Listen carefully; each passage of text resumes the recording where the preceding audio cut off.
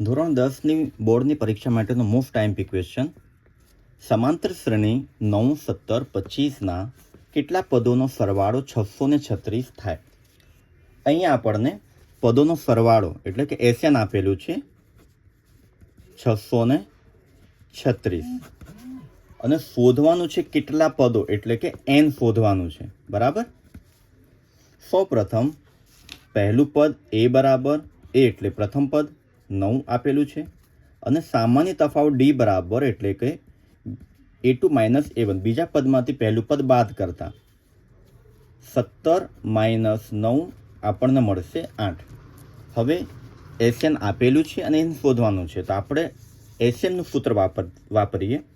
SN બરાબર n/2 2a plus n-1 D. બરાબર. કિંમત મૂકી આમાં. એસએન એટલે 636 બરાબર n/2 2a એટલે 2 ગુણ્યા એની જગ્યાએ 9 વત્તા n-1 ડીની જગ્યાએ 8. હવે જો બે ભાગાકારમાં છે, આ બાજુ આવશે તો ગુણાકારમાં જશે.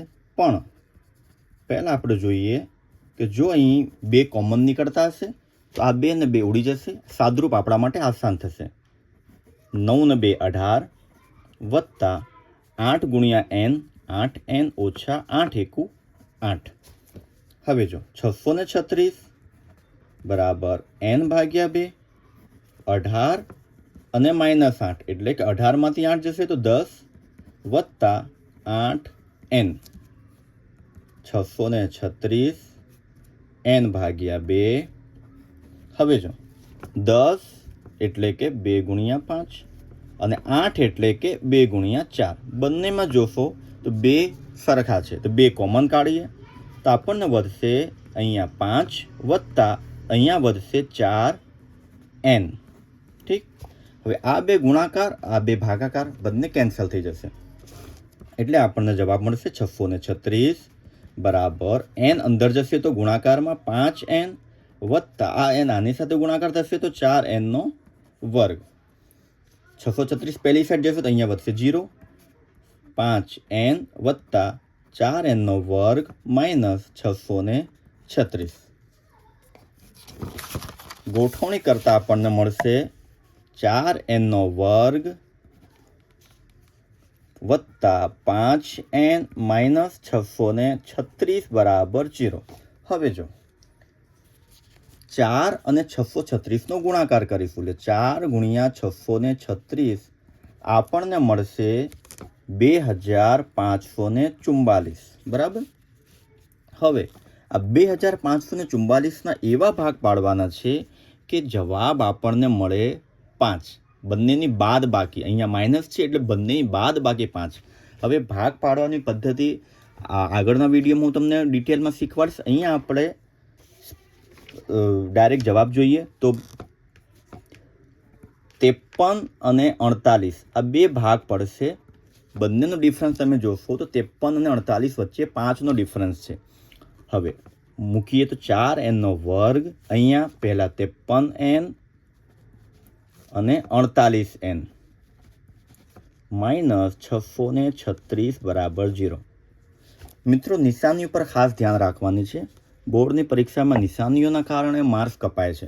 હવે જો અહીંયા આ 2 જગ્યા છે, અહીંયા કઈ નિશાની આવશે તો સૌપ્રથમ જો અહીંયા માઇનસ હશે એટલે આ બાદ બાકી માટેની છે કે બાદ બાકી 5 આવી જોઈએ.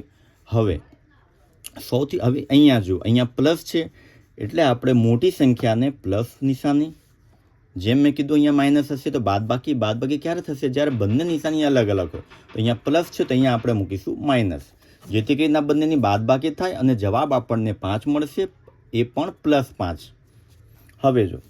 હવે આપણે આમાંથી કોમન કાઢીશું અને આમાંથી કોમન કાઢીશું. બરાબર.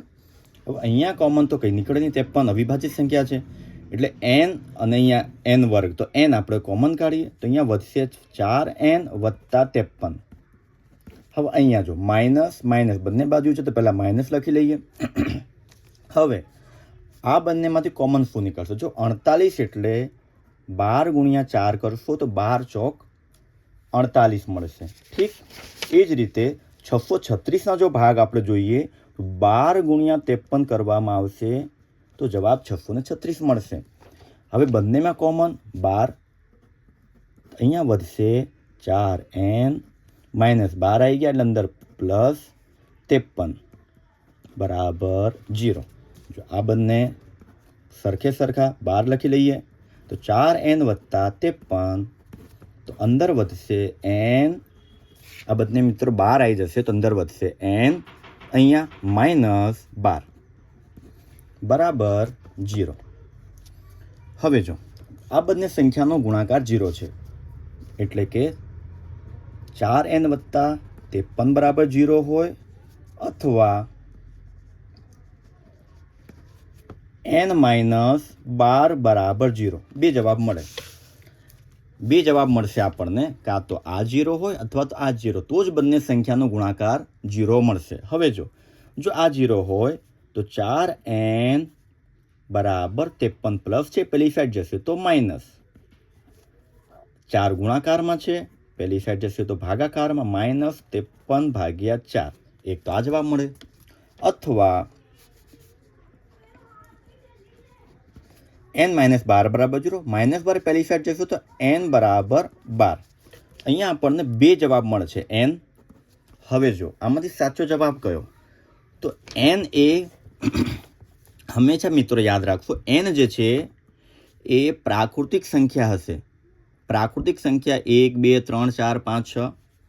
n ક્યારે માઇનસમાં કે અવિભાજ્ય મળશે, માઇનસમાં કે અપૂર્ણાંક મળશે નહીં. માટે આપણો જવાબ n બરાબર 12 એ સાચો જવાબ છે. મિત્રો આ જ પ્રકારના બીજા પ્રશ્નો પણ જે મોસ્ટ આઈએમપી ક્વેશ્ચન છે ધોરણ 10 માટે, એ તમને આ ચેનલમાં જોવા મળશે.